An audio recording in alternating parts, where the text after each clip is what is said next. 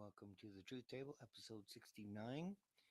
I was at a Mama Bears event, and thank them for inviting me. The founder, Terry Hayter, was there, as well as my friends Patricia and Barb, who were also announcing at the event.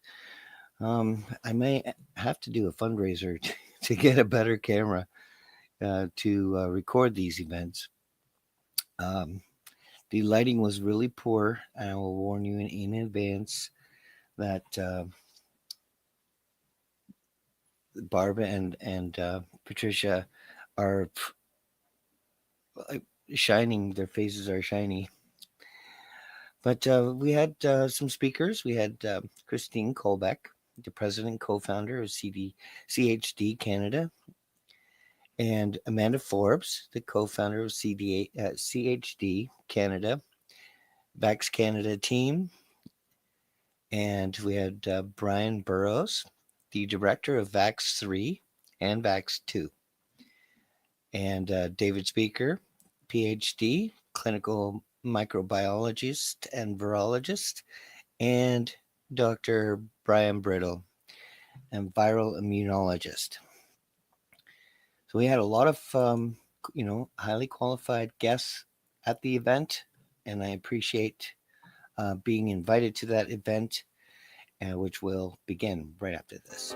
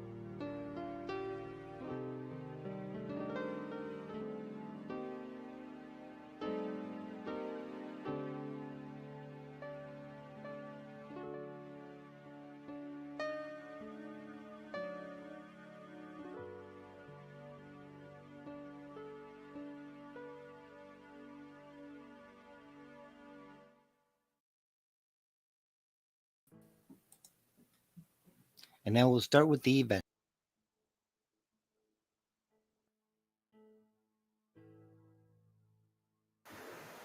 Today is not just about watching a documentary. It's about igniting powerful conversations and empowering each other with knowledge.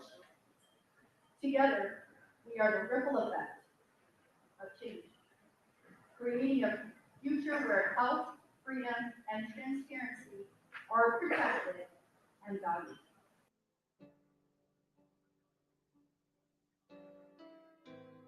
Terry Hayter, here she comes. I met Terry quite a few years ago in 2022. Terry, I have a few words to say about you, so hold your horses. Terry doesn't want me to talk about her, but I do want to acknowledge the huge role that Terry has played in launching Mama Bears and the need for Mama Bears to exist. So I teamed up with Terry in 2022 when we were some of the freedom fighters were going out to these pop-up clinics where they were vaccinating kids 5 to 11. And we felt we needed to launch some kind of awareness for parents. So we were doing that very busily, going out in the cold, standing at the pop-up clinics and having police tell us we were going to be served with trespassing and so on. It was a very exciting time. And at that point, I guess we gained some notoriety. And one of my colleagues from Santa Fe called me and she said, you need to hook up with Mama Bears. And I said, I have no idea what Mama Bears is. Well, let me tell you. She gave me Terry's number, we connected, and it's been a great working relationship and friendship ever since. So Terry, being the founder of the movement, it started in 2021. And it focused on protecting and advocating for the safety of and well-being of children, which we still do. Terry is a retired correctional officer, an active member of Police on Guard. Terry has spent years dedicated to raising awareness about the risks that children face in the world today. As a mother of 3 and a grandmother to 6, she is deeply committed to empowering parents and the knowledge and resources they need to protect their children from harm. Through her tireless advocacy and personal experience, Terry has sparked a wave of action, inspiring others to take proactive steps in safeguarding future generations. Hence why we are here today with Mama Bear's Project Niagara. Her work continues to make a profound impact, creating a brighter and safer future for children everywhere. Ladies and gentlemen, please help me give a warm welcome to Mama Bear's founder, Terry Bader.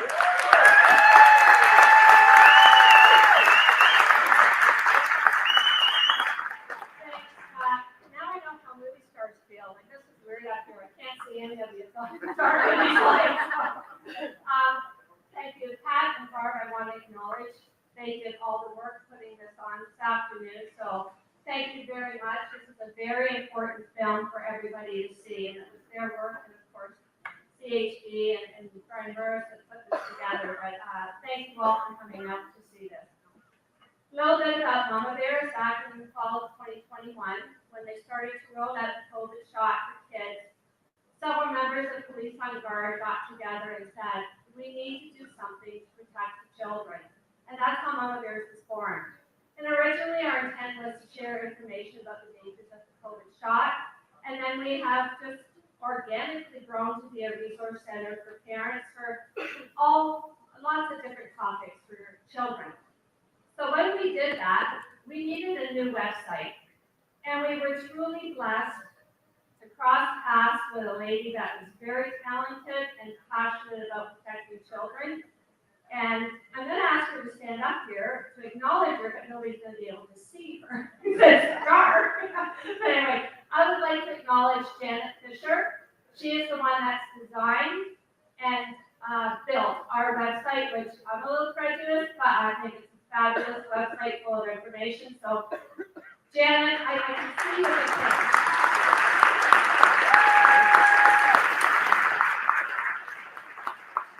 From the bottom of our hearts, thank you so very much for all the time and effort you put into that website. So speaking of the website, besides information about the COVID shot, you'll find information about the regular schedule of vaccines, information about masking, internet safety, gender dysphoria. We have a section called child-related websites where you'll find information from everything about parents' rights groups to how to speak to children about cancer, information on cystic fibrosis. If anybody knows of a great website that's helpful for parents, please let us know and we will add that because we are a resource for parents to come and get information. So we couldn't forget the most vulnerable, and that's the unborn. So on our website, on the pregnant and nursing moms, you'll find information, obviously for pregnant and nursing moms. And we're very proud to have worked with Canadian COVID Care Alliance, which is now Canadian Critical Care Alliance of the Pregnancy Campaign. We put together a questionnaire with the answers and with the corresponding resources to those answers that a pregnant woman can take into their doctors and ask the questions, have the answers, and there's the links with the resources, because we know the majority of the doctors aren't going to know the answers, because believe it or not, they're still pushing this COVID shot on pregnant women, which is really scary. So that empowers the women to be able to say no. So if you know of anybody that's pregnant and is questioning about vaccines, please let them know about our website. They can download it from there. We really will not know the impact of the mental health that the lockdowns and mandates had on our children. But so we reached out to Theo Fleury, and in a heartbeat, he connected with partner Eric Cousin from St. Clair Global. And when we explained to Eric what we were doing, he kindly offered to put together a free mental health program for us. It's a 6-part series. The first part is Eric and Theo talking about their struggles with mental health and how they came through it and they're now thriving. And the other 5 sessions are all different doctors, different subjects, and from schizophrenia to how your gut health affects your mental health to tapping as a family. What child would want to do this, right? I mean, it's an excellent resource. It's free. It's on our website under our mental health page. And school. We all know what's happening in the schools. It is scary. So on our alternative schooling page, you'll find information about learning pods and how to build a pod, what it is, and what we want to encourage parents to think outside the box. There's nothing that says you have to have a licensed teacher to teach out a pod. If you have a group of parents that are in agreement with how they want to do it, you have a pod. That actually somebody shared with us how a group of parents got together and they opened a yurt school. I had to look up what a yurt was. I didn't know. I thought that sounds impressive. But anyway, it is very good what they've done. Now, something I wasn't aware of was unschooling. I wasn't aware of that until recently, so we have a webinar we did with a couple of moms that successfully unschooled their kids. And there's also a link to Tasha Fishman.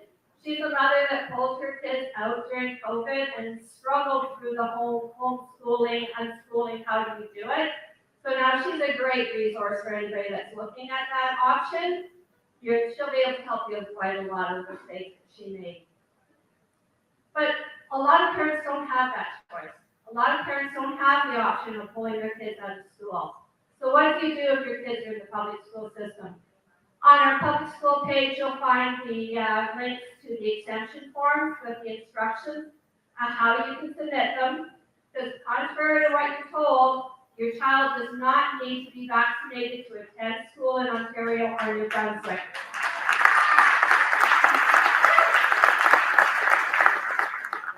There's a guide on how to challenge the school board, how to be an effective delegate. We have a guide on how to have an effective meeting with your child's teacher. Questions to ask that you may not think of.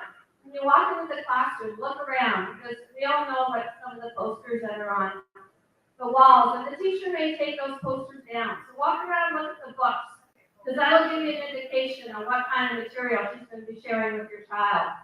Ask about the internet. Where's your child going to have access to the internet? What kind of firewall? I don't know, the text or whatever, so that your child can't come across pornography or something while at school. So there's a list of questions you take with you, and you can have a good dialogue with the teacher, but questions that, as a parent, I would never have thought to ask. We also have an official notice that you can print off, send it to the school. Talks about the Health Care Act in Ontario. It's only effective in Ontario. But it actually mentions in there the criminal code installed. If they want to give your child any kind of medical intervention without your approval, be proactive. Send that to your school's principal and the teacher. Let them know that you're watching. Because you need to be involved on a daily basis, because you don't know what's going on in the classroom unless you're asking and you're involved. Ask your child. It's sad that you have to, but ask your child when you come home. Did any add up? Okay, it was okay to lie to mom and dad. Are your friends changing their names at school? Is anybody changing clothes? Just tips that that we would probably not think to ask, but the culture of the schools right now, you need to. So we invite you to check that out. And then when we started thinking about, man, some of these parents, when they found out what they've done to their child by giving them this shot, they're going to go off the wall. So how can we help them? We reached out to Ted Coots from Vaccine Choice Canada. If you don't know the story, this child was vaccine injured and eventually died. He offered to do a short video for us, and it's on our homepage called Life After Vaccine Injury. I encourage everybody to take 20 minutes and watch it. He walks you through going through the anger of your decision to actually being at peace with your decision. And as a parent, we all make mistakes with our children, and we carry guilt. And you know what, listening to that personally for me gave me some peace. So that's on our homepage, so please check that out. Okay, I think I've talked enough. I want to say thanks to everybody.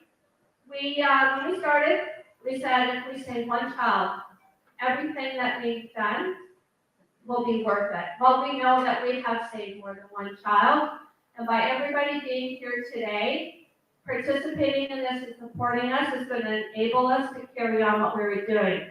So you can all give yourself an applause because by supporting us, you are helping to save the children, and I thank you very much for that.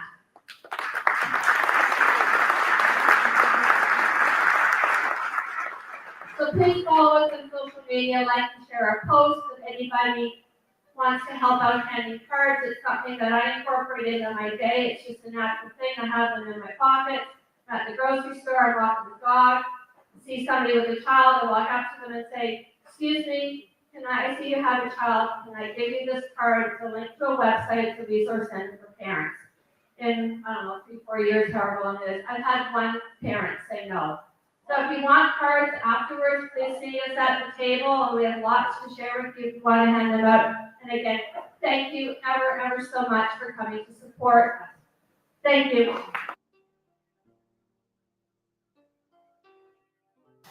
I think my question would be to Dr. Where do you see us moving forward? Like, where do you see, what are our next steps? Because in 5 years, we've made a lot of progress in terms of us understanding what's going on, us reading the vast emotions that we've been faced. But in terms of policy and the direction of not just this country, but moving forward, with what do we do next?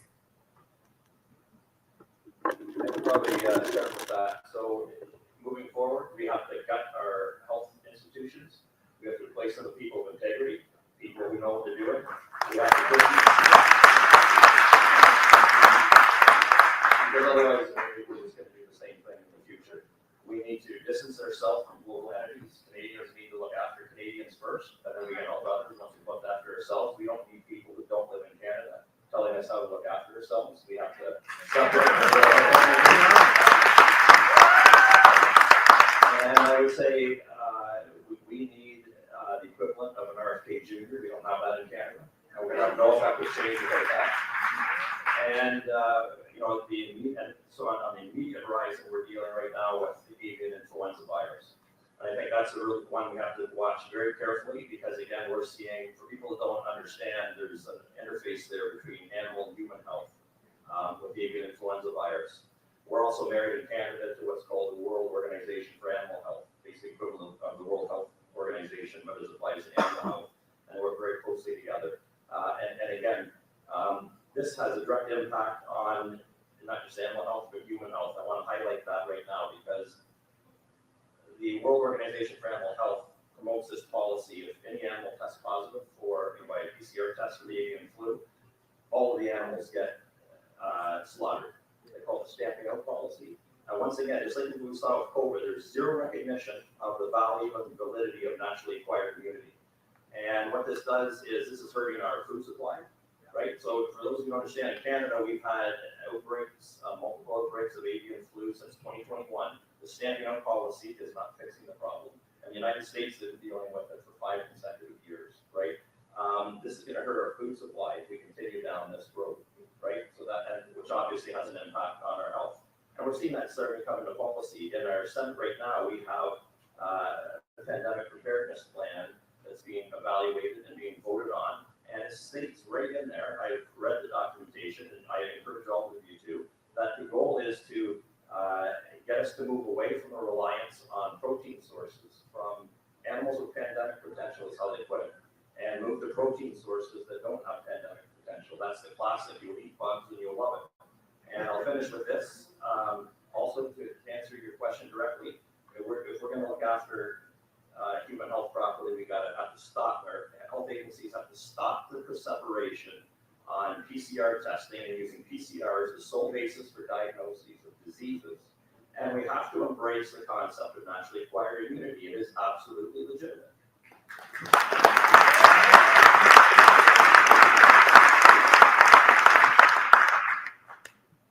Wow. Big thing. Sir.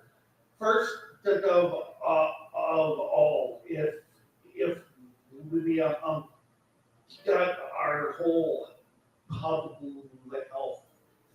is to acknowledge there are people who are vaccine injured and are government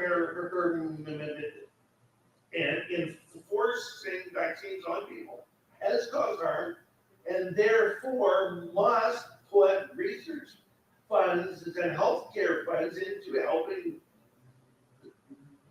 them. We don't know why they're harmed or what mechanism is there. And two, the big thing is this being passed on to our offspring? Our next work in research that I want is to compare vax versus unvax sperm to see is this DNA, are things being passed on to our offspring. The full extent of harm due to a flu-like virus, SARS-2, could be a lifelong generational global change to our DNA. And there are things we won't even know in our lifetime how much harm has this caused. So there's big answers. And two, we must call for a moratorium on these vaccines here at home.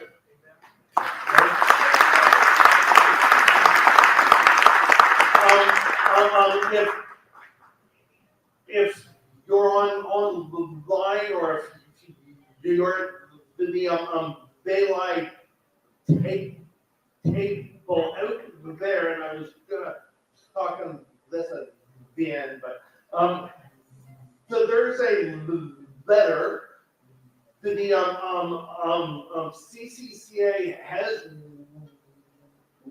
wrote based on the DNA and the SB40 in these shots. So there's a website up, and it's Call to Halt. CALL2 2 Halt 19.ca. And we are calling for all people, citizens, and experts to sign this and call for a moratorium on these shots in Canada. And in a week or so, Maxine Bernier and myself are publicly calling for a halt on these as part of the election.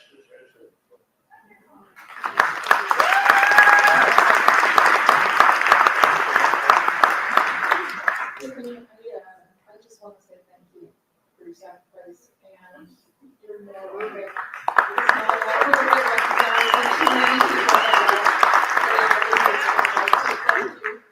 You have all of my respect.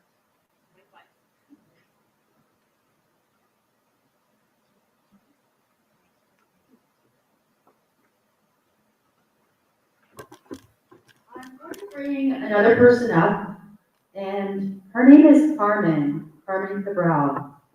It is my honor to introduce a courageous mother, truth warrior, and advocate for medical freedom, Carmen.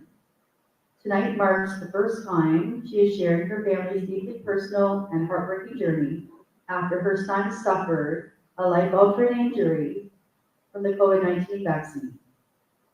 Carmen's story is one of resilience, love, and the unwavering fight for justice.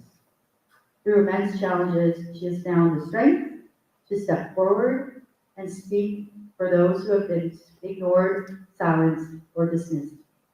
Her experience is a powerful reminder that these mandates have real and lasting consequences. Not just statistics, but human lives forever changed.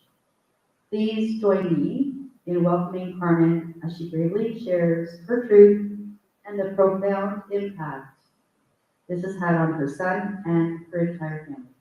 Carmen?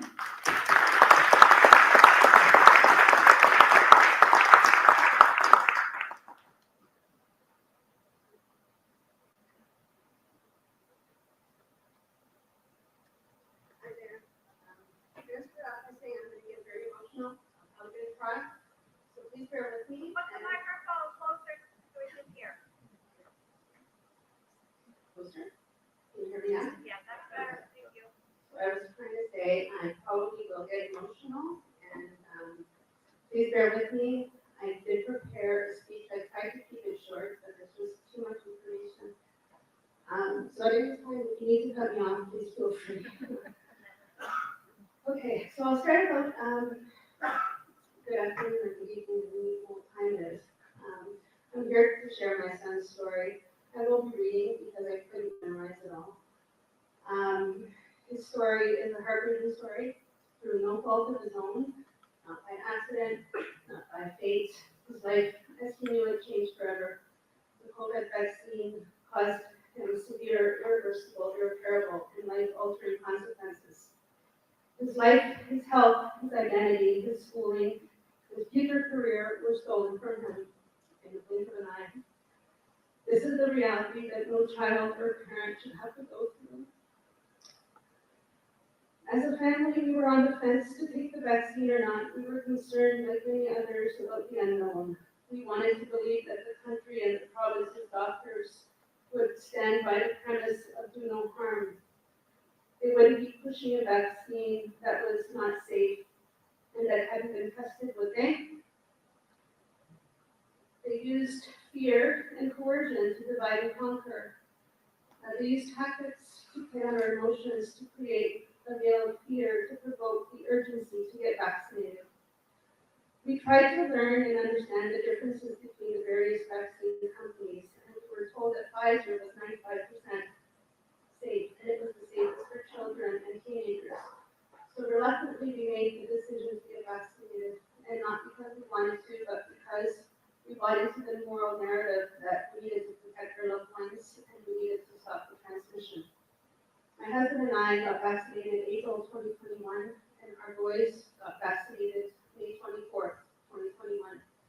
Looking back, I wish we had been informed that there were experts, one of which is here today, Dr.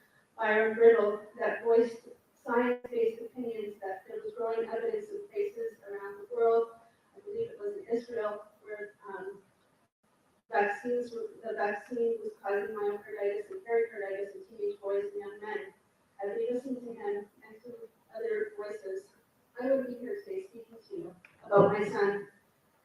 My son would not have been vaccinated and would not have ended up almost dead. You heard correctly.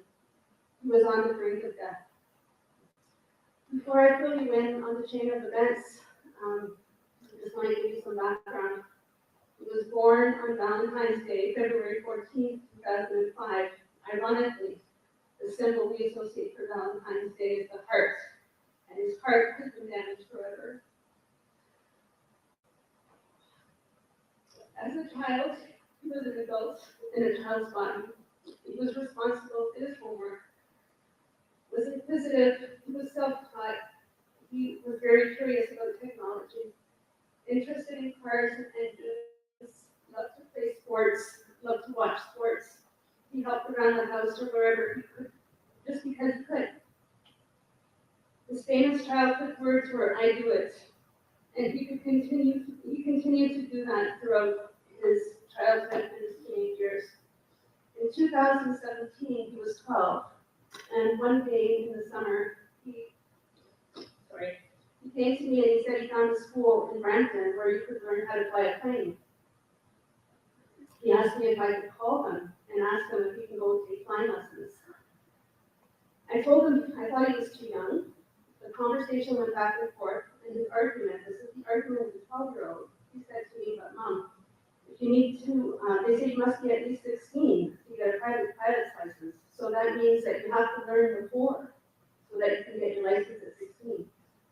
And I said softly to him, but you're 12. And to put an end to the conversation, I called, and to my shock, they said, bring him. Just pay the membership, and he could learn how to fly, and he can do the ground school. And I repeated, I said, but he's 12 years old. And they said that was fine. So he was ecstatic, of course. He took his first few lessons that summer. And his very first lesson, he wore a Steph Curry t-shirt that said, I can do all things. And sure enough, that's what he wanted to do. He flew occasionally that summer and for the next couple summers, but then he was involved in sports and we made the decision that it was an expensive hobby for a teenager. So we told him that we would fully support him if he wanted to do that after he finished high school. In 2021, he was now 16. My husband and I got our vaccine in April, as I mentioned earlier. The boys got theirs in May. I started to have pain in my fingers and my right leg, and I had ringing in my ear. I waited till about the end of May, and at that point, the boys had just gotten vaccinated, and I wasn't sure if they should have or not, but they went ahead and got vaccinated, and I just thought my symptoms were going to be temporary. When I went to the hospital, they took my vitals, and my blood pressure was high, and I didn't understand, I didn't feel anything, but I kept saying, well, can you tell me what my blood pressure was? And they said, oh, you're nervous, oh, it's white coat syndrome. I said, no, I'm not nervous, I came here because I chose to. So that kind of stayed with me, like, why was my blood pressure so high? So I was referred to a number of doctors, and I kept saying, but all of these things happened after my vaccine. At one point, I shared my story with an EKG or EKG technician, and she told me off the record that she was testing at least 20 people per day for cardiac issues. And a doctor, I was referred to an orthopedic surgeon because they actually triggered frozen shoulder in my shoulder. And he told me that there was an acronym which was SIRVA, SIRVA. So I went home and looked it up, and it was shoulder injury related to vaccine administration. So the next time I saw him, I said, oh, by the way, I looked up that acronym you told me about, and he denied it. He said, I never said that. I said, yes, you did. And he said, no, I never said that. And I thought, what the hell, you know? I didn't make it up. I couldn't come up with that acronym on my own. So I knew something was off. So by then, my husband and I made the decision that we were not going to get the second vaccine. My symptoms were not going away. And we did not want to have the boys vaccinated either. But shortly afterward, the Minister of Education announced that in order to go back to school, you needed to be fully vaccinated. It was 2 vaccines. So now, what do we do? So I shared my concerns with the boys, and they were tired of being home. They wanted to be back at school, like most teenagers. And my son was going into grade 11. He had only done 1 semester in high school. The school got shut down in grade 9. So he got his second shot July 20th, 2021. And that summer was a really hot, sticky, muggy summer. The day after the second shot, my older son was feverish and felt terrible. But my younger son didn't really feel much at the time. However, as the days progressed, he complained that he was tired a lot. And I just chalked it up to the heat, not thinking that it was anything else. And thought maybe he was getting the lazy teenager genes because, you know, teenagers were known to be lazy, although he was always the one that, you know, got up early and just kind of did everything. He was very proactive. He'd go to bed early, he'd get up early, but throughout the month of August, he stayed in bed later, and occasionally he complained of upper back pain and shoulder pain. And the pain traveled, like one day it was one shoulder, one day it was another shoulder. We thought it was kind of funny. So we thought it was like muscular or postural or something, and I would rub A535 on him. Then one day at the end of August, he wasn't feeling that well, and he didn't have much of an appetite. He went to bed early. He woke up at 1 a.m., he didn't feel well, he had pressure in his chest, tightness in his chest, and he felt a bit nauseous. I panicked. I thought, oh my God, these are symptoms of a heart attack, and we get him to the hospital. So at the emerge, they took his blood work. they found that his heart enzymes, the troponin enzyme, was unmeasurable. So your normal troponin is supposed to be under 15, and the maximum that the blood work measures is 25,000. So he was over 25,000 for 4 days. The nurse at the ER said that he was lucky to have come in because he could have had a major heart attack or a cardiac arrest and died. So he was diagnosed with myopericarditis, which is myocarditis and pericarditis, so inflammation of the heart muscle itself and the outside side. Not only did he have what they said were rare events, he had 2 rare events. And then I learned that it wasn't so rare. The nurse at the hospital mentioned they were getting 5 to 10 cases per week at that hospital alone. So if you multiply that with all the hospitals, who knows how many there were. He was treated with Advil, ibuprofen, and it was supposed to be a 3-week course, and he was referred to St. Kitts in Toronto. He was followed at St. Kitts, and sometime in October, his troponins were down around 30, and they told him he could go back to his life, he could play sports, and just go live your life. So fast forward a bit now, June 26, 2023, he had been enrolled in the Science and Technology program at Parkhead High School in Mississauga. He graduated with honors. He was awarded the Leadership Award. A week later, he started high school. He went straight in. That was his dream since he was 12 years old. October of that year, 2023, he got his private license. By April 2024, he completed and passed all the written work. And all the testing, the written testing for his commercial pilot license. His commercial flight test was going to be the week of April 15th. But on April 15th, he had 2 flights scheduled in preparation for that flight test. He got to the school, but the clouds were low. He was grounded, he couldn't fly. So he sat and waited till the clouds to lift so he can go on his next flight.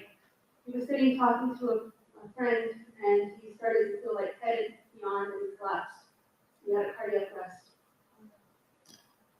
You heard me correctly, he had a cardiac arrest. So how does a 19-year-old who played sports all his life, didn't smoke, didn't drink, didn't do drugs, ate mostly healthy homemade foods, many that he cooked himself because he just was that kind of kid who just could, and so he did. He had no underlying heart condition, but he had had the myocarditis. So apparently, the myocarditis left scarring in his heart, and the scarring caused interference with the electrical component of the heart. He had no pulse, he was not breathing, he was turning blue, his organs were not getting blood, and his brain was without oxygen. There were 3 guardian angels there. Now I'm going to name them: Michelle, TJ, and Dan. They were 2 flight instructors and a retired firefighter who worked at the flight school. Michelle gave him CPR, and the defibrillator was used to shock his heart back. Had the clouds not been low that day, he would have been in a plane alone. So thank God it happened where it happened. His world changed at that moment. The survival rate for out-of-hospital cardiac arrest is less than 1%. When he woke up, he looked down, he saw his shirt had been cut open. They told him he had gone to sleep for a bit, so he realized something was wrong. He teared up, and the first thing he said was, "Will I be able to fly? I want to fly." An MRI was done, and they found the scarring. They suggested that most likely it was the cause of the cardiac arrest. We had genetic testing done to determine if there had been an underlying condition or a predisposition to a cardiac problem, and nothing was found. He was implanted with a subcutaneous defibrillator in case of a repeat event, so he is at risk of future events.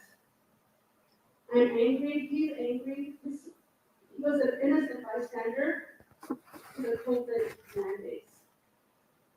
He's had a number of challenges. How does a 19-year-old move forward after his life crumbled around him? The day after the defibrillator was implanted, he was sent home in excruciating pain to a life that he didn't recognize.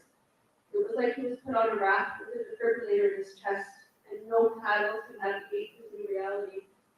He lost his identity. All he ever wanted to do was become a pilot. There's no plan B, and almost a year later, he still doesn't have a plan B. He's disillusioned and angry at the world. A 19-year-old does not have the life experience or emotional tools or coping strategies like an adult might have. The emotional and psychological impact is massive for him and for us. We live in fear every day. If he develops a cold or a cough or a fever, I go into panic mode. If his bedroom door is closed past his normal waking time, I panic. I have to check on him, or I'll send him a text message. I'll check in on him. Is he breathing or is he alive? And this is for real. This happens so often. At 19, he was on track for the career of his dreams. He was literally spreading his wings, and in a heartbeat, or lack thereof, he lost his independence. His driver's license was suspended for 6 months. It took an extra month to actually get back. He lost his identity. It was his dream to become a commercial pilot since that summer day when he was 12 years old. His new identity involves being a cardiac patient that will have to have a defibrillator replaced every 5 years. His chest will have to be opened every 5 years. He is now 20 years old. Can you imagine how traumatic this is in itself? He lost his schooling, he lost his pilot friends, he lost the place that he went to every day. His friends have moved on. They were moving on with their studies and he was left behind. His graduation should be this coming April, next month, starting 2 weeks from now. And he is at ground zero again, with no graduation, no job, no career, nothing. There's no plan B at this point. So I'm stepping up to share my son's story because I feel that there's an invisible line where the public, doctors, lawyers, politicians are unwilling to speak the truth. This is amazing. I'm so glad I finally got here, and thank you, Leslie, for directing me here.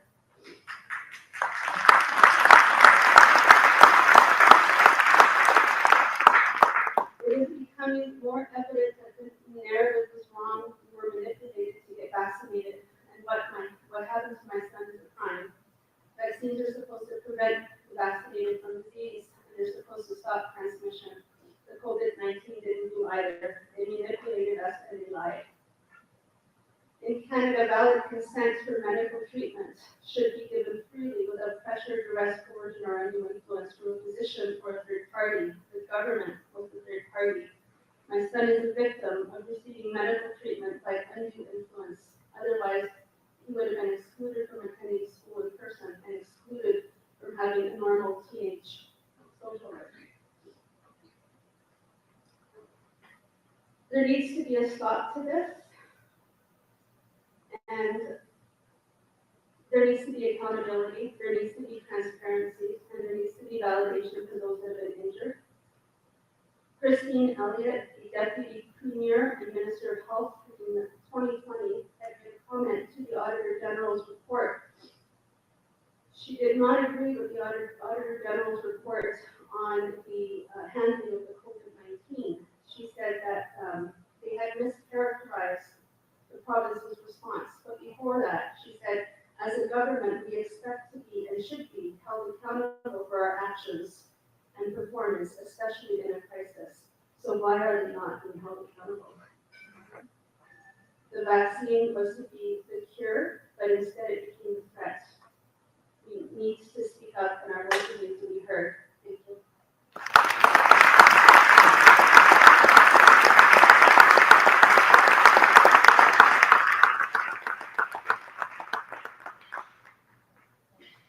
Would anybody at the table like to reply to that as far as action? I just want to say I'm really sorry that that happened to you and so many other families, like myself, were not given full informed consent when we vaccinated our children and resulted in severe impairments. And that's what led me to do what I've done for over 2 decades, is to fight so passionately for these children, to bring informed consent to parents. I was just speaking to somebody out there earlier and saying that we're really trying to get to the parents when they're pregnant, before they have the children. They're trying to vaccinate, pregnant women now, because we're informing too many of them. And so we're, as a community, as a grassroots, I think the Mama Bears really has the right idea for us to educate people, to say no to mandates, to demand informed consent, for them forcing vaccines for school children. I've been fighting for 7 years against the unlawful suspensions for the parents who won't give their private medical information and sign the exemptions for their children to be able to attend school in Ontario without being vaccinated. And it's just so important that we stand up to that together, because we've now reached a point in Ontario. When I first started fighting this particular law, egregious law 7 years ago, we had the support of a few hundred, and now we have the support of hundreds of thousands. And so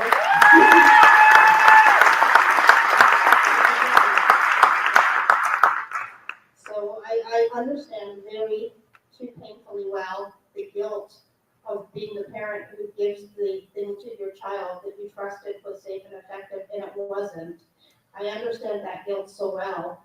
And for myself, I've learned to helping others, reaching out to others.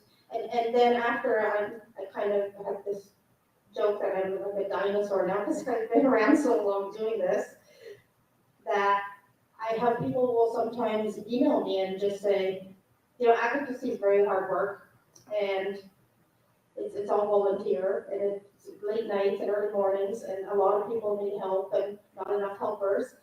And so sometimes I can get really down, and I think, oh, I'm just not doing enough, I'm not helping enough people. And COVID really was one of those times where I said, there's too many people that help, and there's not enough of us. And then but then I would get an email from someone and say, I watched your video, or I read your story or something, and I didn't vaccinate my child. And that, for me, was that one child. If I could just reach one child, and then it just repeats over and over and over again. So as a community and as parents of vaccinated children, if you want to reach out and come and help us with our grassroots movement with Mama Bears and with Children's Health Defence Canada, that's the way forward for all of us.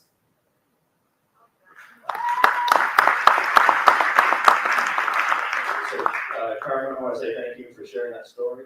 Your son's story is a very important one. I can tell you as a vaccinologist who developed concerns about the COVID-19 shots, I just want to make sure you should never feel any guilt whatsoever. I and others understand absolutely why you did this. I want to make it very clear where the blame lies. It starts from the top down.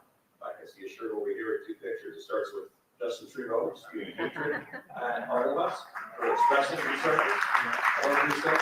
And Theresa Tam is the real person, right?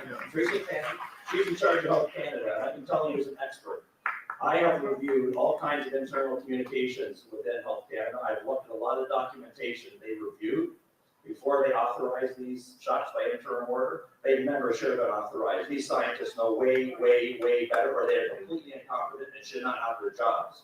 I can tell you that 100%. It frustrates me because I got up on an interview 3.5 years ago and expressed exactly the concern, the very concern that ended up causing the problem for your son. I was asked a question on the radio program whether there could be a potential link between the modified RNA shots and cases of myocarditis were being observed in young men in Israel. And I stated that, yes, I saw the potential for that. And I went on to explain. And a lot of people don't realize in that interview, because I was focused on the science. Now I don't focus on the science you don't need to, because that's not where the problem lies. The science is very clear on this, right? They've always been wrong to be pushing these COVID-19 shots. It comes down to the politics, and that's what we need to understand. And in that radio show, the reason why I went public, and I never got an opportunity on that radio show, or ever since, because the censorship ever since that radio show was so intense and continues to this day. But this is the situation. I got to see a regulatory document that had been submitted to the Japanese Health Regulatory Agency. Health Canada received, all the health regulatory agencies received this. And what it showed me, which I didn't get a chance to share that day because I was starting talking about the science, I was trying to get there, is that it showed me that we were being outright lied to. Health Canada and all the regulatory agencies were lying to us. We were told the shot stay in the shoulder. The regulatory document I showed, and I can tell you, it wasn't a surprise to me when I saw the results in this regulatory document, because this technology had been in development for more than a decade before it was authorized by interim order as a vaccine. Trying to name vaccines was a last-ditch effort to try and rescue this technology. And for 12 years of development, they knew that this technology, the lipid nanoparticles, little fat bubbles that carry the modified RNA, they knew they got distributed far and wide throughout the body, and that they were quite toxic. I, as a scientist, they said there were proprietary aspects to this that they could not disclose. So when I heard the message that these shots stayed at the injection site, I had to believe it. I had to believe there was some kind of proprietary tweaking of the technology that caused it to behave completely differently from how it had throughout its entire history. Right? I had to believe that because that's what I was told. And I understand wanting to protect proprietary property, fine, intellectual property, trying to protect it. So when I saw the documentation that said, no, this is behaving exactly like it has for the past 12 years, that was the shock to me, right? That we were being lied to, outright lied to. And we have examples now from the FDA, Health Canada, and all kinds of provincial health regulators throughout Canada that they have been lying directly to us, and they have been failing to disclose very important information.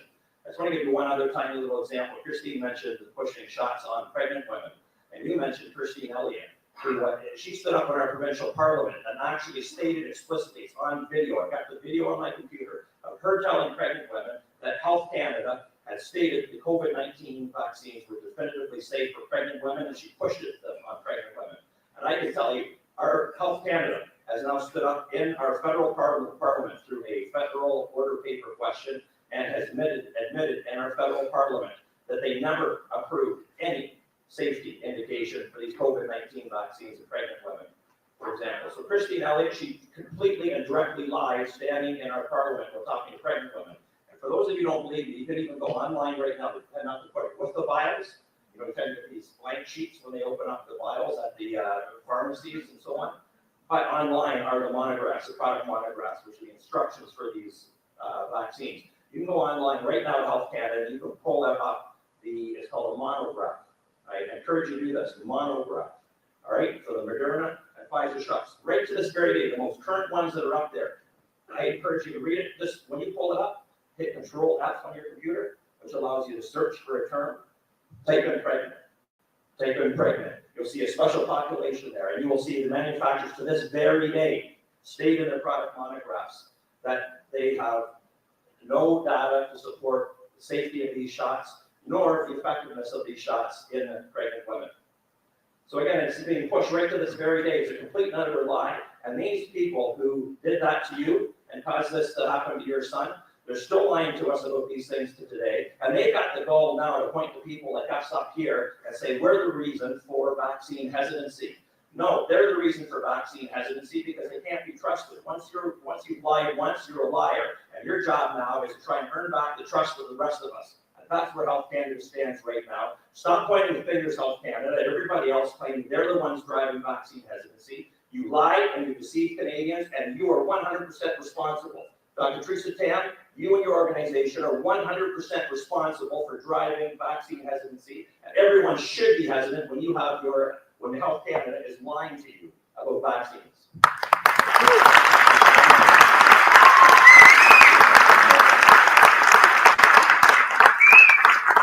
Let me say thank you very much for getting up in front of all these people and telling your story. Very emotional story. I live in the States, and I can't believe where we are right now. We have somebody who people have called insane and crazy and a lunatic and this and that. is now the head of all of the health agencies in the United States. And it's because people haven't been quiet about what's happened to them, what's happened to their children, what's happened to their loved ones.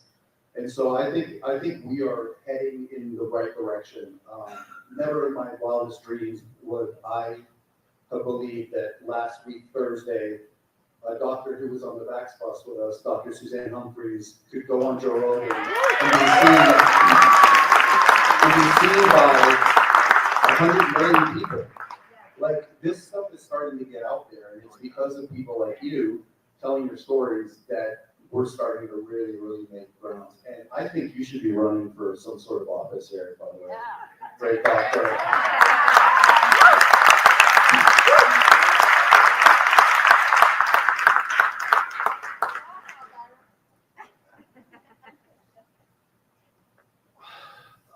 I am extremely thankful for parents like her who get up and share. Our kids are innocent bystanders in this. It's not their fault, and yet they will live with this their entire life. As a parent, it's not your fault.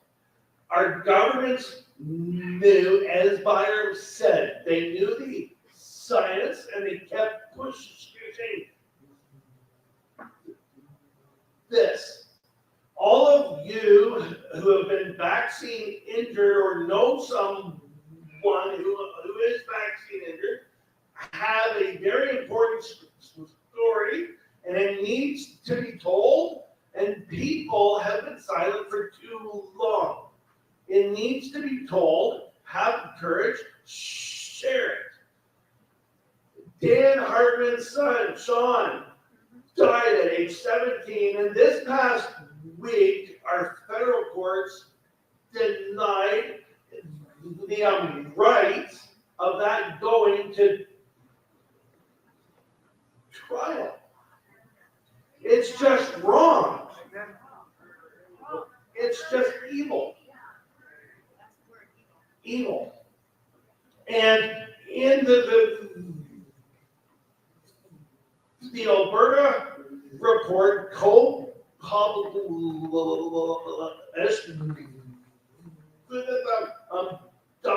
the Dr. Gary Davidson and Byron and I, we show our government entities in their policies only rely on 2% of primary scientific data.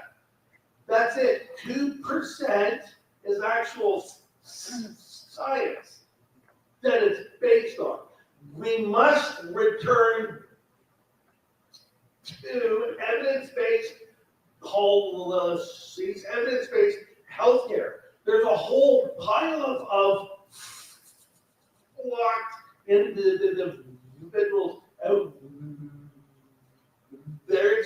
It's not a vaccine thing. It's very similar. It's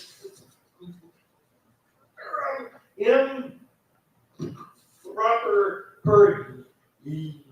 use of a antibiotic. It's been changed. It's been pulled. Except we must always follow evidence-based healthcare based on what the science shows, and not push a narrative for our own gain, which could cause others to be harmed, which is, and the FDA, when they approved COVID-19 shots for children, said, we won't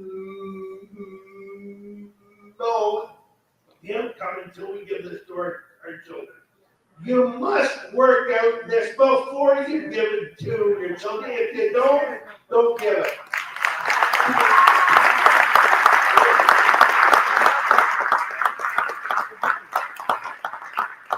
Thank you to our panel. Now, I'm going to take some questions from the audience. So if you do have a question, you can carry yourself up to the microphone in level 1 in the middle of the floor. So I think, Liz, you have a question. If anybody else does, just have a little line up there. Jen, you want to start?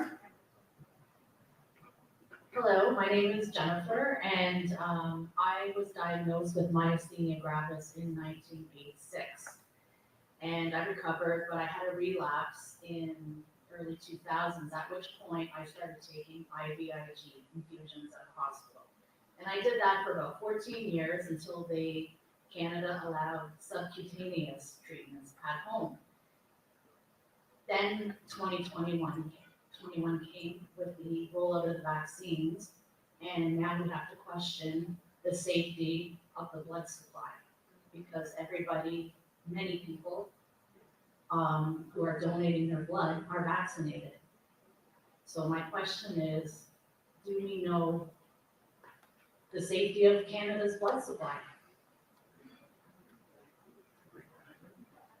Yeah, I can definitively answer that, no. And it needs to be investigated, absolutely should. Canadian Blood Services should be looking into this. I can't emphasize how easy the research would be to do and relatively inexpensive. I mean, they're getting blood samples, they just need to know the vaccination status of individuals and when they receive the vaccine, and people are perfectly capable of testing for components of the vaccine.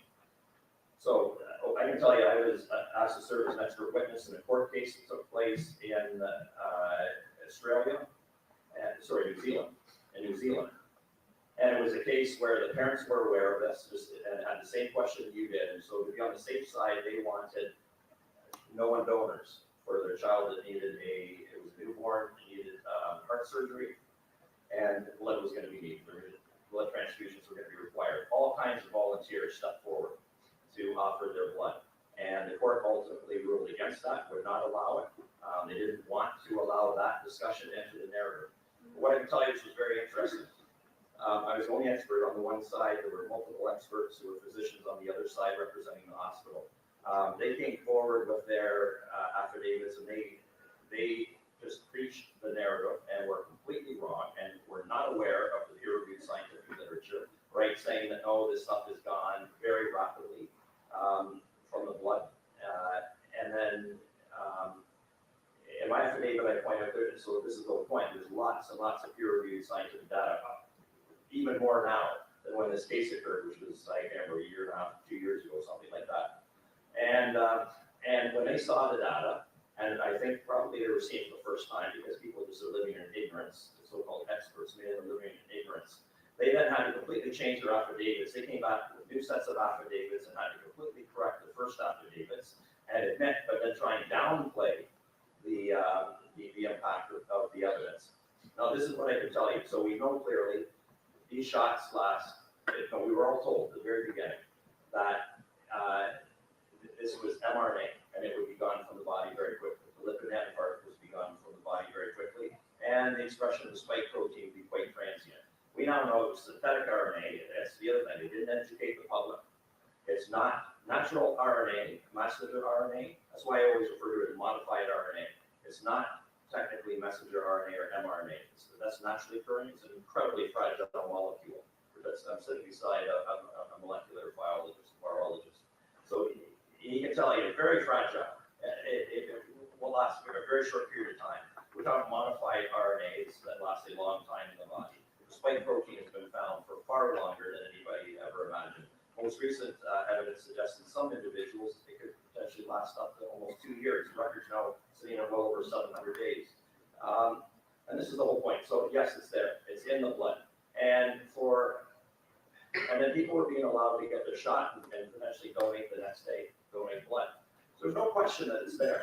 We just don't know how bad the contamination is. We don't know how extensive the contaminants are, and we don't know how long it lasts. But all this stuff is very easy to measure. And that's what I would say. So it's very easy. We look at the blood, we look at blood samples from people who have received these shots, and we have to look at the potential presence of the vaccine, the intact vaccine. We have to look at the presence of the components of the vaccine. So that would be the lipid nanoparticles, the fat bubbles. We have to look at the potential presence of the modified RNA. In other words, are vaccines present or any components thereof, and also any derivatives thereof, because it actually functions like a prodrug. So it doesn't have the spike protein. It's designed to get a person's body to manufacture the spike protein, right? So we also have to look at the potential presence of the spike protein.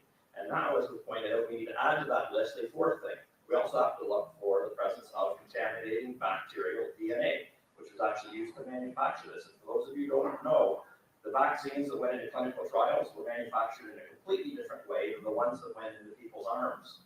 Remarkably, and that was not disclosed openly to the public. They used a completely different manufacturing strategy, one that loads up these vials with all kinds of contaminants, DNA contamination, and all those things need to be measured in the blood supply. And I can't emphasize that Dr. David Speaker here on a regular basis assesses the RNA, and it's very easy to look for the spike protein and lipid nanoparticles and the RNA and the contaminated plasmid DNA. It's a very simple, quick study to do. We just need it to be done. So yes, there is contamination. How bad is it? We don't know, because Canadian Blood Services refuses to do the work. So I would say that I have stopped taking the product. I will never take it again because this is going to be on for years before. So just a note for everybody, don't take blood transfusions. Thank you, Jen, for your question.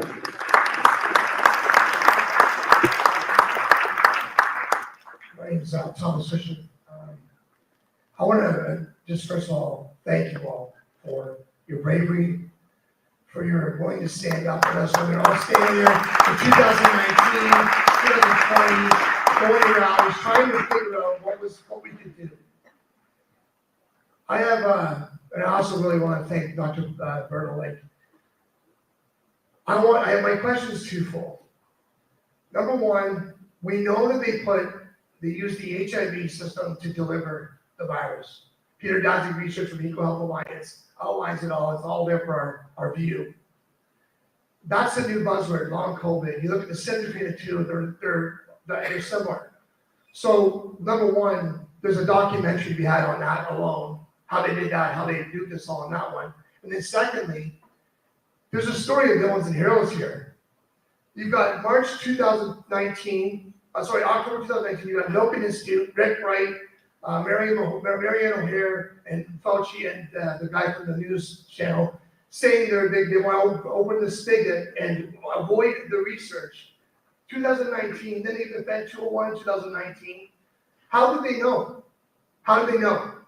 They knew because of Equal Health Alliance, USAID, NIH, all that stuff. Dr. Brian, I'm encouraging you to go out there and take them on. Sorry, Mr. Burrows. I'm encouraging you to go out there and take these guys on. We'll all get behind you, I promise you. Because all of us are waiting for someone like you. That's my question. Thank you.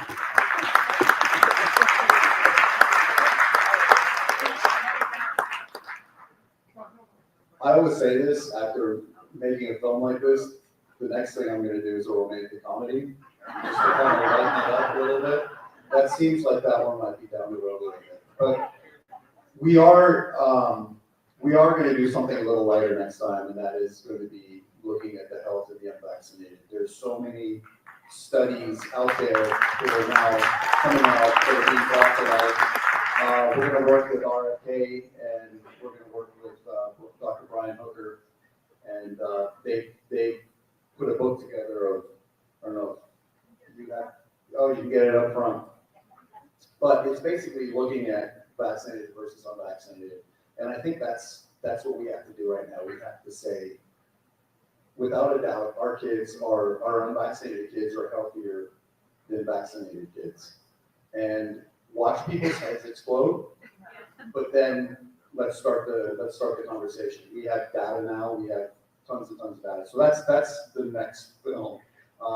But yeah, that someone else is going to do that film. You know, we have incredible. This movement has incredible filmmakers, and Mickey Willis. I mean, the list goes on and on. So yeah, at some point, love to talk to you. Bring it on. I'd like to say one thing. You mentioned the issue of long COVID. I just wanted to address that really quickly, because long COVID gets confounded, although a lot of people publicly don't want it, because again, this is sort of a discussion that they don't want to have publicly, but it's confounded by the COVID-19 shots, right? And you can't parse out the two. But I just want to point out something, because again, the science is it's actually quite commonsensical when about this. Did anybody see the recent interview that Tucker Carlson did? And there was a concern about cancers, and there's a prediction there's going to be a big increase in cancer incidence. It's going to massively rise. And it was attributed in that interview, the doctor that he was interviewing is fairly well awake and aware of what's going on. But I just want to point out, because there's this conflation of long COVID with the vaccine, what the vaccine does. And I want to point out, long COVID, yeah, this is a virus that almost certainly was the result of gain of function research, so it's an unnatural virus. And it does seem to be able to cause long-term problems in some people. But I want to point out, when you're hearing this, long COVID, in terms of tissues that could be impacted, right, long-term from COVID, it depends. Natural infection, and the vast majority of people, does not spread. The key problem is the spike protein. That's why it's common to both the potentially natural infection and the shots. The spike protein is very harmful in the body. But when you have a natural infection, the vast majority of people, it does not spread very far in the body. Especially now, it's an infection of the upper respiratory tract. Historically, it could get deeper and cause pneumonia in some people. So you're talking about the respiratory tract, and when you have a respiratory tract infection, you swallow some mucus. So can also, a virus could potentially get into the GI tract. But for most people, that's about it when it comes to natural infection.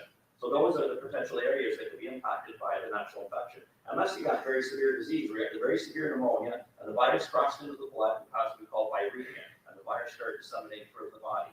But that's very rare. It's a life-threatening condition, especially nowadays, very extremely rare. But the shots, that's what I want to point out. And that was what was missed in that interview. We asked questions about that. There's no question that the harm is far worse from the shots, because the shots bypass that. You're not limiting expression of the spike protein and the other components of the vaccine to the upper respiratory tract and a little bit in the gastrointestinal tract. You're exposing the entire body. So I just want to point that out.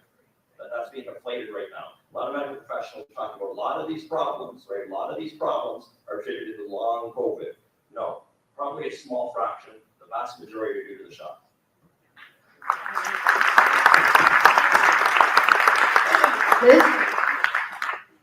When all this, I call it now the madness started, I actually started doing a little bit of research when the provincial government put together the Science Advisory Council to the government. And I started researching everybody that was on that council, and I noticed about 40% of them were behavioral scientists, which led me down the route to the behavioral scientist who won the Nobel Prize for that branch of science.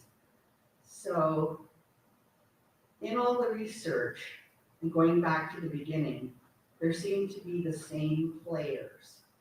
The Wellcome Trust, Johns Hopkins University, Chapel Hill in North Carolina, when they were just doing the projections. Well, I can project the sun will come out tomorrow and I can be wrong 50% of the time.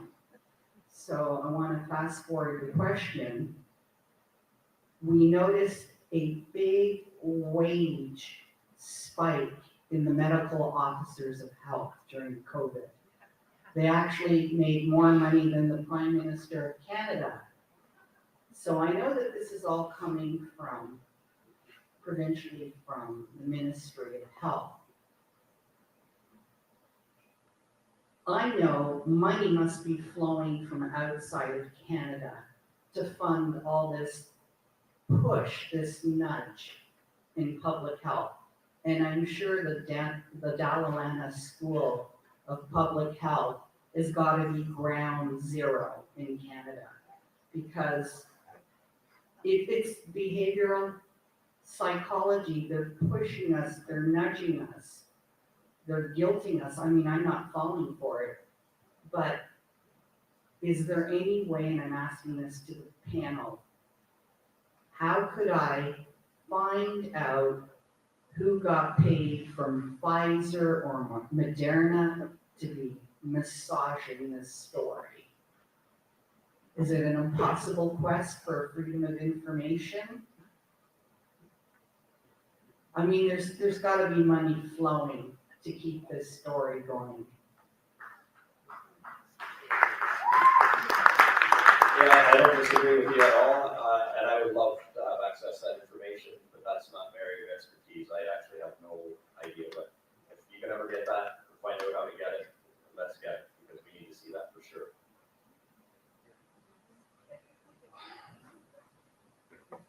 That's a big, cool question, which I too would love to find out. I do know that Masters Nexus Pandemic Center, which got built, received about 195 million in Gates funding. And there are people such as Timothy Caulfield, which Byron and I on March 4th actually walked up to it and went to shake his hand and shocked and had no words, was too sick to received about 6.4 million to push scientific misinformation, and Caulfield does not have a science degree and does not practice law. So why on earth is our government paying people like him millions to keep this BS going?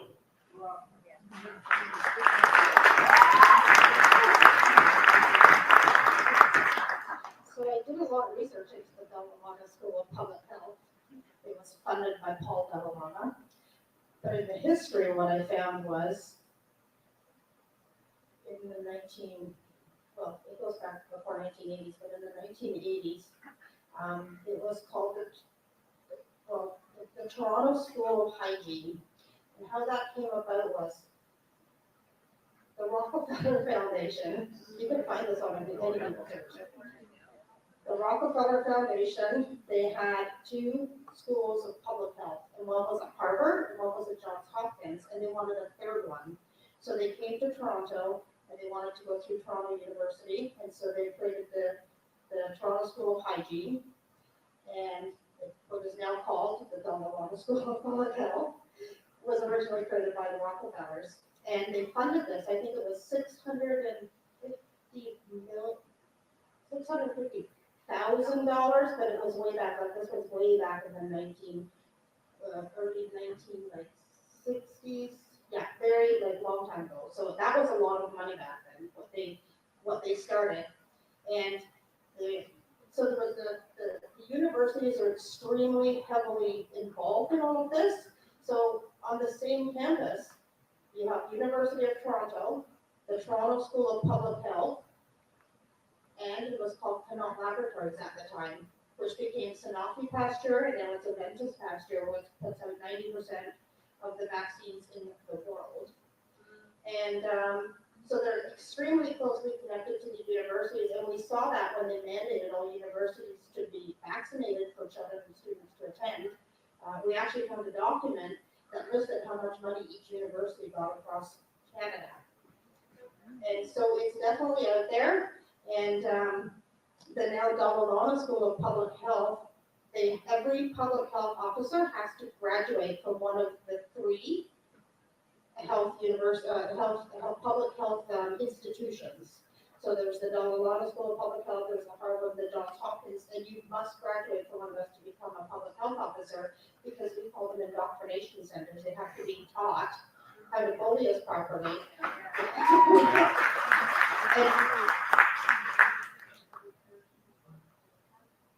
yeah, they did parachute one, yeah, they parachuted one medical officer of health right from Harvard right into Norfolk County because we needed a new public health officer. And then, yes, yes, they did a lot of damage, and then, so in Norfolk, I guess if people don't know, it's farm country. So what they came in to do specifically was, that public health officer came in to make sure that every migrant worker on the farms was fully vaccinated, and we were getting calls that migrant workers were dying in quarantine at the airport, yes, because they took their passports from them, but not their passports, like their visas to come into the country, to work visas as migrant workers. And Canada, people don't believe this, but we are heavily reliant on migrant workers to do a lot of our agricultural work. It really impacts our food supply. And so they were taking away their papers to come into the country until they got their shots at the airport and not letting them in. And the farmers were reaching out to us and saying, this is insane, our migrant workers are dying, they're sick, they're young, 19, 20, 25-year-old guys that are hard-working, fit people dropping dead in the airport in quarantine. And then there was all kinds of other, but they specifically brought in this medical officer of health. And the other point I want to make is there's an act in Ontario called the Health Protection and Promotion Act. And everybody needs to look that up. For decades I've been talking about this, and I always said, this piece of legislation is the most terrifying piece of legislation I've ever read, and I've read a lot of them. This one's the worst, and it gave them sweeping powers if in a pandemic happened, that they would be able to do this, take your property, put you in jail. All these things are written in the Health Protection and Promotion Act. And I've dealt with it for a long time with legal cases that I've done, and we always said this is terrifying, and obviously when COVID hit, they utilized that to do everything that they did to us in Ontario, including like rolling out the vaccinations, all of the stuff that they did. They based it all on there, and they did it. Somebody was talking about the Dan Hartman case. The judge ruled that the government cannot be held liable because they're protected under the Health Protection and Promotion Act. So everything these medical officers of health who graduate from Dalhousie School of Public Health are not accountable for everything they do. All the vaccines they bring to your kids in school, all of the unlawful things they do to get them into your kids in school, the school clinics, giving the HPV vaccines to boys even though they don't have uteruses or cervixes. It's just insane, and it's all done through this Health Protection and Promotion Act. So yes, the Dalhousie School of Public Health is ground zero for all of what's happening. And I think somebody else talked about that, what was that? That board they had, the COVID board, yeah. The advisory committee, right, the science advisory committee, 90% of them came from the Dalhousie School of Public Health. They were all graduates. So that's, no, it's ground zero. So yes, Dalhousie School of Public Health, the information is all up there. You can, if you look, you'll find it. And some of it's on our website.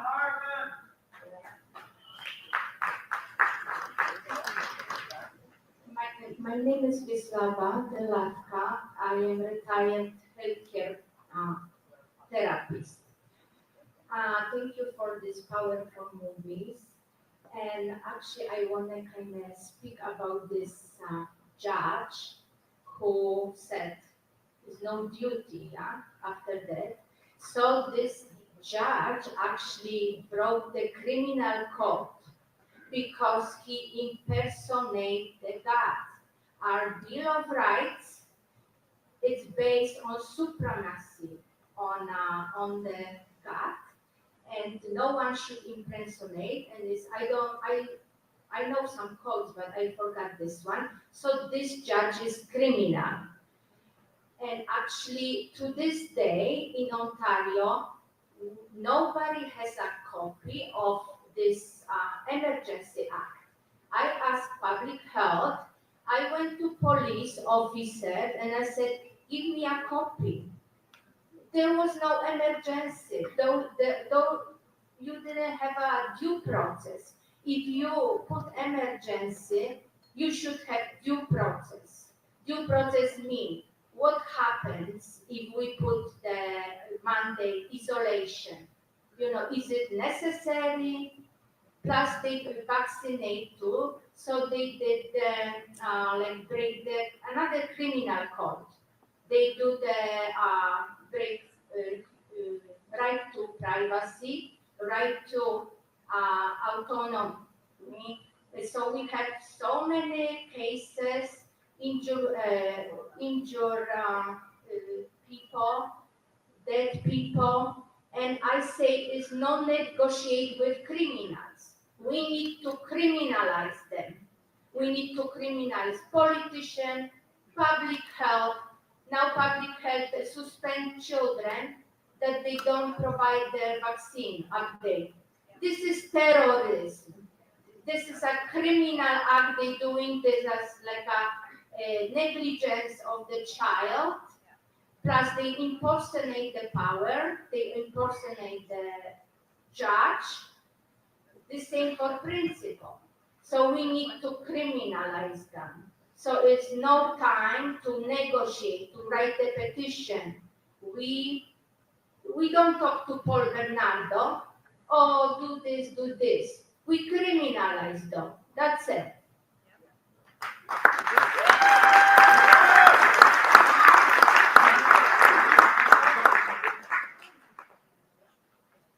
So many well-spoken people here today in the audience and of course on the stage. Thank you, Brave Warriors, for everything you do. It was brave as you. So, 3 questions, hopefully really quick ones. Is there any evidence of these vaccine placebos?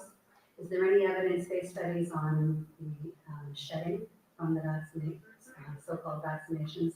And whatever happened to the rubbery substances found by pathologists and morticians and people who are vaccinated?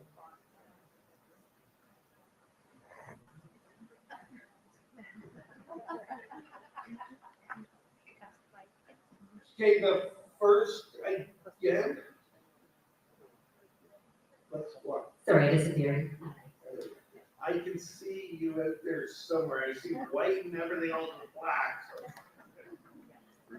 Oh, the first question Yeah. is there any evidence of placebos? Okay, on that point, I've not seen any. Now, I have looked at myself 44 lots worldwide.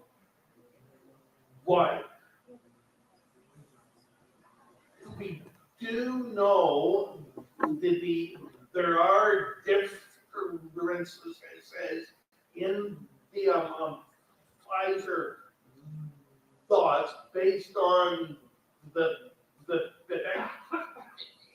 and John and the Gilbert's work out of Sweden. Then some lots cause more harms than others. I have looked at 12 Pfizer lots and the rest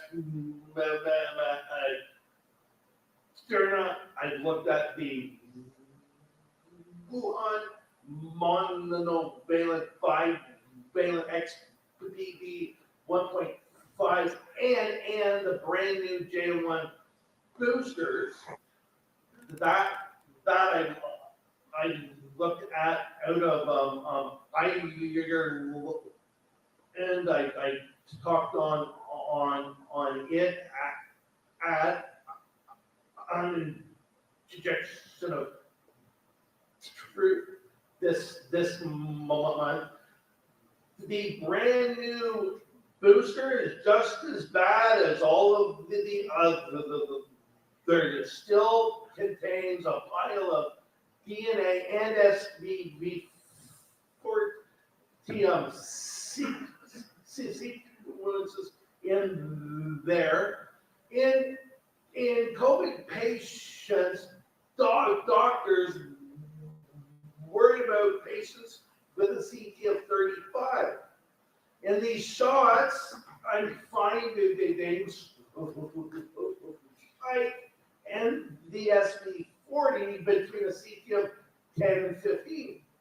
So it's way more, it's about 600 billion copies per dose wrapped in a lipid nanoparticle into your cells, and therefore you should not take these at all unless you want DNA in your cells with gene unknown. So the second question was, Is there any evidence on these vaccinations doing any shedding?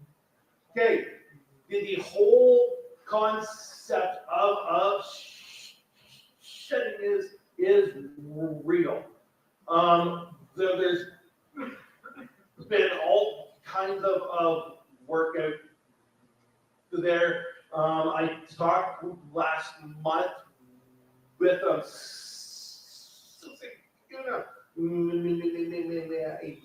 you learn out of Austria. She's done a pile of work in this field.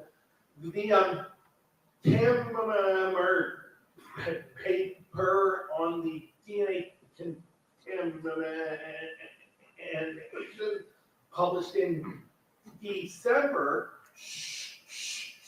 showed in cell culture all of these spike protein in the cells is released in exosomes, and that a exosome is like a lipid nanoparticle. It's a lipid bubble that can travel elsewhere, and it is shed. What we don't know is in there is there mRNA, is there DNA? So that work needs to be done. And on your calamari thought work, I've got some of those. I've been in touch with both Kevin McCarran in Japan and Hirschman and Morris from New Zealand. It's on my phone. I just can't recall the names. They are working out exactly what these are. I've not looked at his email since he sent this to us. So we are working on working what these things actually are. I was emailed about a major one on he found this past week, and so it's still there. It's still ongoing, and it's still a major thing we are looking at. And I can add some comments to your first two questions. So on the side of the placebo. So in the clinical trials, and so I'll give you the example of Pfizer, since that's been the most popular COVID shot used around the world. So unlike historical vaccines, they did appear to use a true placebo in that trial. So now let's talk about what the results were and with where the goalposts have currently been moved, right? So you saw in the movie, we're all told that the virus stops with the shots, right? You got the shots, can't get infected, you can't transmit the virus, right? They then move the goalposts way over here. Everybody's still told to get them to this day because it dampens the severity of the disease. And what they want you to be scared about, they want you to be scared about the risk of hospitalization and death, right? Those are the two key things. We're not too worried about mild, moderate disease. So these are where the goalposts are. So they did use a placebo, so fine. Let's look at what the data says. They didn't hide it, but most people never looked at it. Because what they did is when the paper was published for the clinical trial result for Pfizer in the New England Journal of Medicine, and you go and you find the paper, you scroll way down the bottom of the page where they have supplementary data. That's where they have the key data. So these are where the goalposts were moved. We're talking about hospitalization and deaths. And I can tell you, obviously, definitively, I testified in court under oath on this. And presented the data in courts, and then decisions were made without ruling on the evidence. The evidence is there. You can go and you can look yourself in the supplementary data. There were numerically more deaths in the placebo group than in the control group. Right? Because at the end of the day, if you're in an experiment, what you care about is all-cause mortality. You're hearing about that a lot today. So when you look at it, that's what I'm talking about. You look at the all-cause mortality that occurred, for whatever reason, in that trial, right? That doesn't lie. There were numerically more deaths in the placebo group than there were numerically, and it's the reverse, there were numerically more deaths in the group that got the COVID-19 shot than in the placebo group. And there was no statistically significant difference in the hospitalization rate. So everything to this day they argue is the benefit of these shots. The original clinical trial data that were published shows that there was no statistically significant benefit. Now, the numerically higher number of deaths in the group that got the shot, it was statistically significant. But, so that's the whole point. So as a scientist, what you say to them, you look at those data, is there was no statistically significant benefit getting the shots in terms of hospitalization or preventing deaths. So that's what that's. So yes, they use a placebo, and they compare the placebo group to the group that got the shots. There's zero data from the original clinical trial to justify why we're pushing these shots. And then the other thing that's very important to note is what happened actually, there were numerically more deaths in the group that got the shots. And worse, this is crazy, this is not how science is supposed to work. When you initiate clinical trial, you commit to seeing it through to the very end, and you don't change the clinical trial design.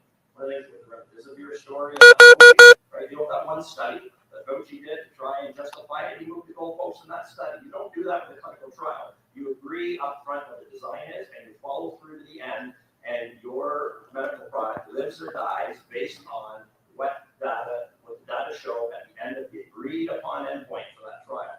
And in these clinical trials, yes, they have a placebo group, but what people need to understand is they shut that placebo group down prematurely 3 months into the study. It's ridiculous. They vaccinated everybody who was supposed to be in the placebo group, so that the average length of time we actually have to follow safety in that group is on average about 8 weeks. That's it. They shut them down. And interestingly, when they gave the shots to the placebo group, they added one more death. So there you go with that group. And then the other thing I was wanted to mention when it comes to the shedding, we do have definitive data. It's been published. It's been shown that the fragments of the synthetic RNA get into breast milk and gets fed to suckling infants.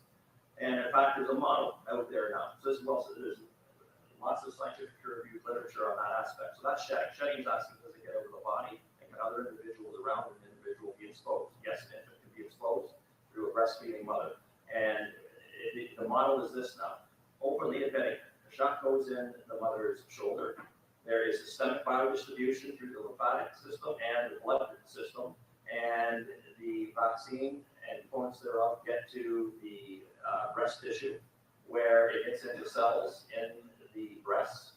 And Dr. Speaker mentioned this concept of exosomes, which little fat bubbles can bleb off from the cells. And so in the cells in the breast, these little fat bubbles can bleb off, carrying fragments of that synthetic RNA into the breast milk. And it gets fed to infants. And I can tell you from looking at documentation through Freedom of Information requests from Health Canada, they were concerned with, like I said, again, go look at the monographs. These vaccine manufacturers this very day say that they have no idea what, and that's a lie, because they said the science is out there published. We do know it gets into breast milk. The synthetic RNA at least gets into the breast milk, but they claim they don't know. They have no idea whether anything can get into the breast milk, and so they can't assure safety of breastfeeding children. Right? But the science actually said, and we're giving this to breastfeeding women. We're encouraging them to get these shots. All right, we do know it gets in there, and Health Canada actually was studying international safety databases on this and identified multiple cases where very early on nobody was encouraging breastfeeding women to get these shots, but inadvertently or apparently inadvertently, there were women who were breastfeeding who got these shots, and they studied them, and the number of issues with lactation. The incidence of lactation issues was ridiculously high, as were clinical issues with the breastfeeding infants. So yeah, shedding is a reality. Again, to what extent? Again, I would say everything we listed for blood, right? There was a question about, is our blood supply safe? Everything I listed there, the intact vaccine formulation, plus the lipid nanoparticles, plus the modified RNA, plus the spike protein, plus the contaminating DNA, all need to be studied and all kinds of fishes. Again, it's very easy to do and very quick to do. Just take samples of sweat and urine and saliva and feces and so on. And we can definitively answer the question of how expensive that problem is. And I do want to highlight one other thing, because for those of you who aren't aware, there's now the next generation technology. And this question about shedding gets amplified. The concern gets amplified when you start talking about self-amplifying RNA vaccines. Because this is a situation where I honestly don't see how you can have large quantities of the first generation mRNA vaccines being shed. I think people who experience negative effects when they're around people are probably getting exposed to very tiny quantities, but they have probably developed hypersensitivities like allergies. So they only need to be exposed to small quantities. But this is the thing, with the new self-amplifying RNA technology, scientists have already estimated that you need as few as 3 of those molecules to get into a cell. And all of a sudden, you kickstart a process where we get self-amplification of that RNA. So the concern there is if shedding is occurring, and we do know like I said, it is occurring, but to what degree, if we start rolling out self-amplifying RNA vaccines, we have to, I am not comfortable with that until the science is done. I don't want somebody around me who's got a self-amplifying RNA vaccine, unless I know definitively they are not shed in sufficient quantities to inoculate my cells. Because otherwise, without my consent, I'm being vaccinated. Thank you, Barbara. Now, there looks like there's a few people in the audience that want some questions. If you can make them quick, that would be great. Hi, that's Scott Smith, came all the way up from St. Thomas.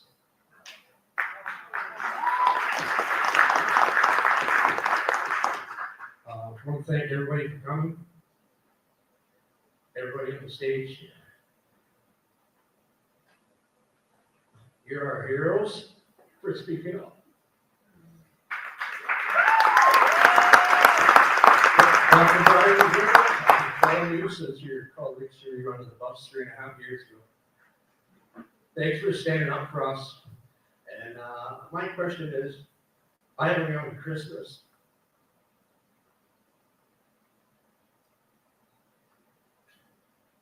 Because my whole family has took this bioweapon vaccine death shots.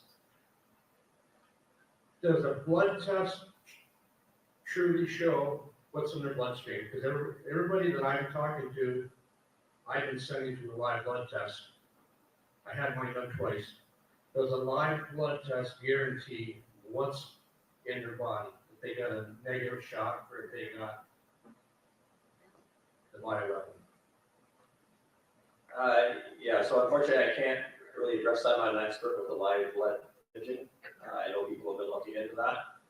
What I can say is what I know from live blood imaging, there's a lot of great information that can be derived from that. And I personally would love to see a lot of research going into that. I believe that needs to be, we need to develop that as a legitimate scientific research tool. Just like we have all kinds of methods we use for analyzing the blood, right? We do blood counts and so on. There's a lot of data that could be derived there. Right now, what I can say is the field is lacking a lot of peer-reviewed scientific literature to support it. It's being sort of by mainstream scientists and stuff, sort of being pushed aside. What I can say is I've assessed the technique being done. There's lots of information, lots of great data that can be harvested from there. We need to run proper scientific studies to try and really figure out what information we can get from that. And beyond that, so I see it as a very powerful tool that we need to implement. Beyond that, I don't have the expertise to comment specifically on the question. Okay, thank you.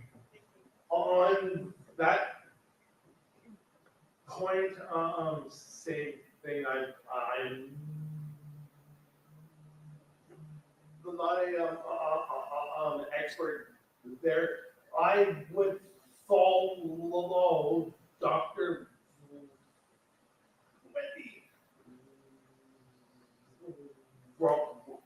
Roscoe, our ROSCOE. She is making headway in this field, so. If you guys have time, just briefly, say something about the aluminum and mercury in these with respects, because I get all kinds of stuff, it's a big deal for me, but they're saying, what's a different kind, it's this, it's that, whatever. Anyways, thank you.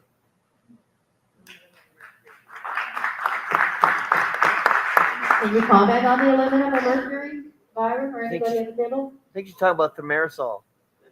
Yeah, I've got so as a vaccinologist, I have to admit, it's gonna take me a long time to find the time in the future to go back and look at a lot of this historical data, but I mean, the thing that's obvious is, what you're talking about there, you're talking about metals that are dangerous in the body, should they accumulate.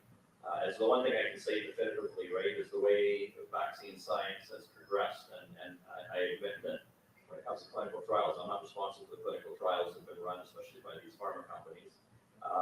But they definitely could do a far better job.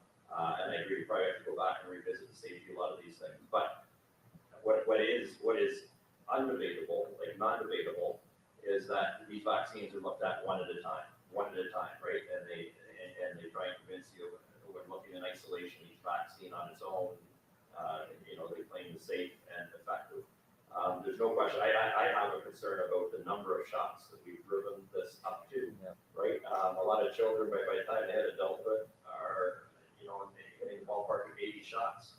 Now, and I think it's important because there's, indirectly there's recognition. These are being taken, mercury and aluminum are being taken out of the modern day shots, but they're still there in a lot of them. And there's no question that if you give too much, I mean, that's just straightforward. You don't even forget about a vaccine. You just inject those and accumulate too high a dose, and it can be toxic. So there's no question about that. So one thing I think is unquestionable. I would love to see, as a vaccinologist, I'm open to this. I would love to see studies that look at the sum total. So stop looking at these one at a time. We don't do that like with drugs. Yeah. We recognize drug interactions. Pharmacists who are specially trained, you see if somebody has a bunch of chronic illnesses, they'll see if, a family physician, and they'll refer them to a specialist, and maybe another specialist, and maybe another specialist. And by the time they come back and see the family physician a couple of years ago, next thing they know, they've been put on 8 different medications, right? And there's pharmacists who will specialize in reviewing all those 8 medications and seeing are there safety issues here. And often those pharmacists specialize in that to find a way to whittle down the number of medications from 8 down to 5 or 4, right? And actually get rid of side effects that are being caused by these interactions. We need to do the same thing with vaccines, no question, right? We need to stop looking one at a time. I'd love to see what's the impact on the body, and especially the immune system, of giving 80 shots versus none at all, and see what that does. But I don't know if a lot of scientists would like to see the answer to that. So. Aluminum, it interferes with your blood-brain barrier, and it allows the vaccines are also called homosorb 80. Yep. And they allow, their studies show that it allows it to cross the blood-brain barrier where it shouldn't, and other things that shouldn't, including the thimerosal. And they show that these heavy metals are cumulative. So when you're getting 80, it's not, they're just testing as one okay, but they're giving, up to 80. And they are cumulative, and we found that in some children, especially with the first Vaxxed movie, they discuss a lot. And so the first Vaxxed movie and the second Vaxxed movie, and even this one, the third one, they're all on CHD-TV for free. You can watch them. The first Vaxxed movie is all about autistic children and how the thimerosal ended up being over the amount that they were children were supposed to be exposed to. And when you added it up cumulatively. And this is actually RFK Jr. got involved with this whole vaccine thing, researching it, because he was an environmental lawyer, and some parent came to him and said, hey, there's mercury. You're saying don't eat the fish with the mercury, but you're injecting it into our children.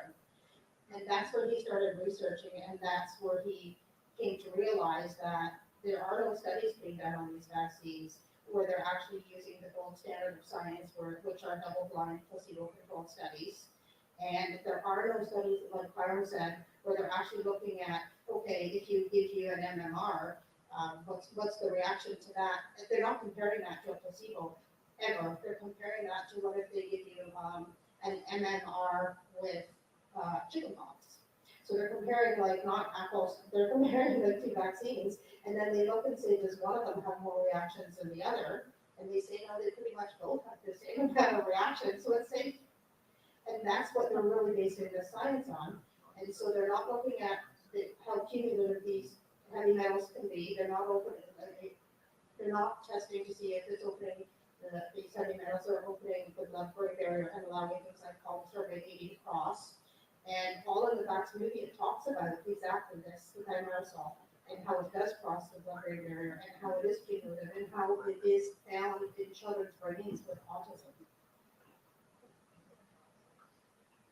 Yeah, and now Alzheimer's, they're finding it, and yes, the thimerosal is being definitely, heavy metals are being found in Alzheimer's and autistic children's brains.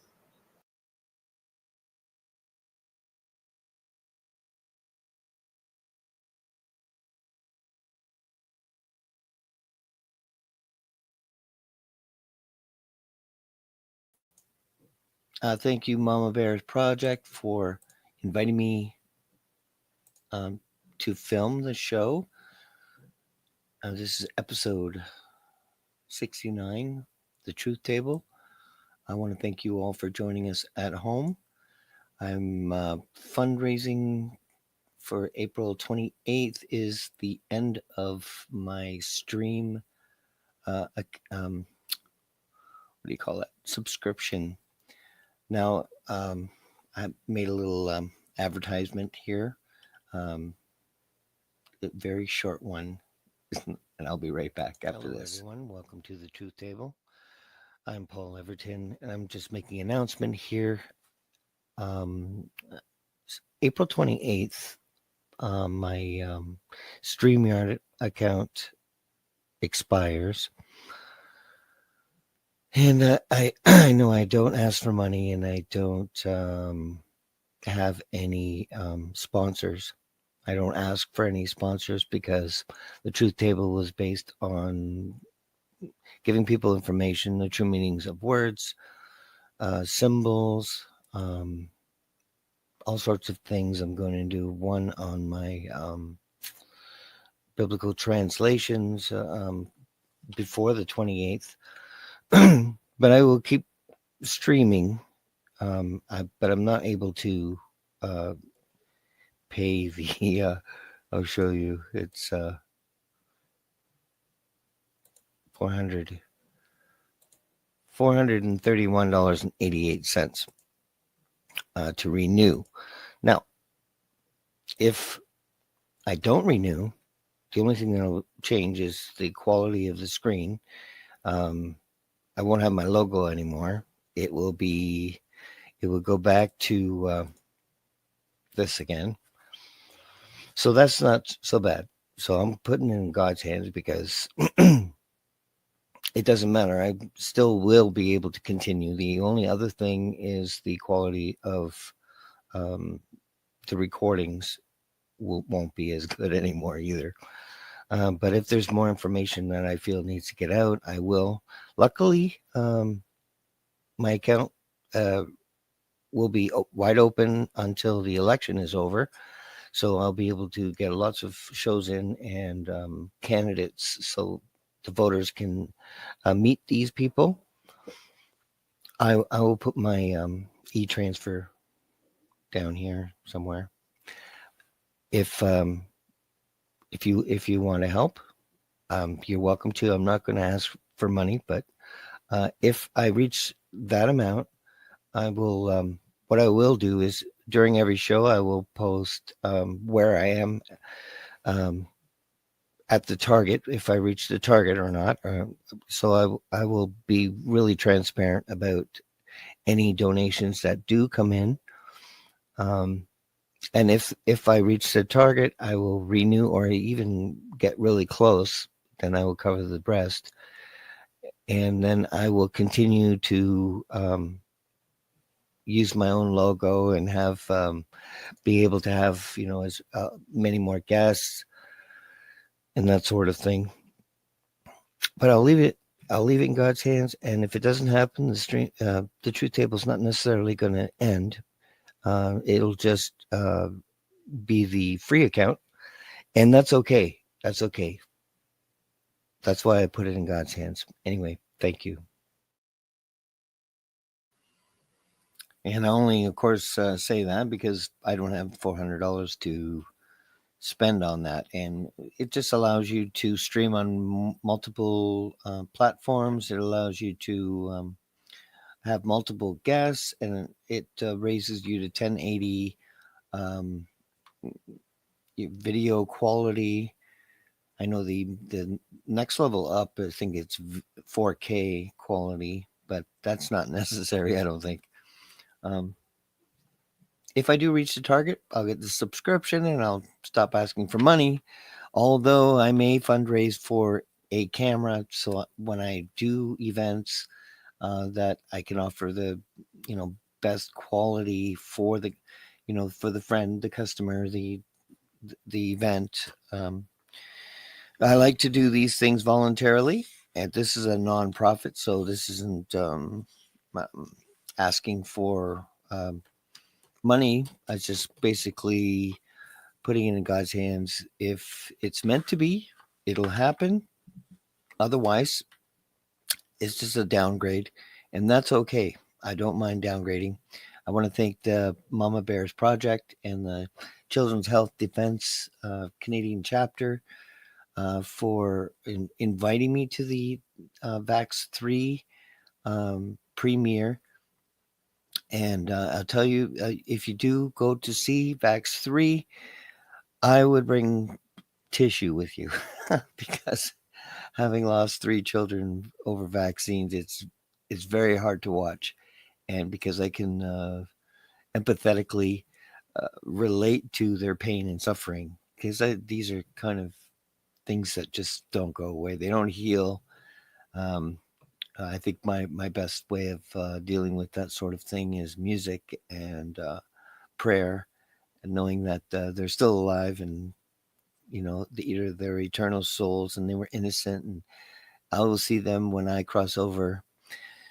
But on that note, tonight, 8 p.m. tonight is going to be episode 70. I'm going to have 3 candidates for the People's Party of Canada, all within my region here.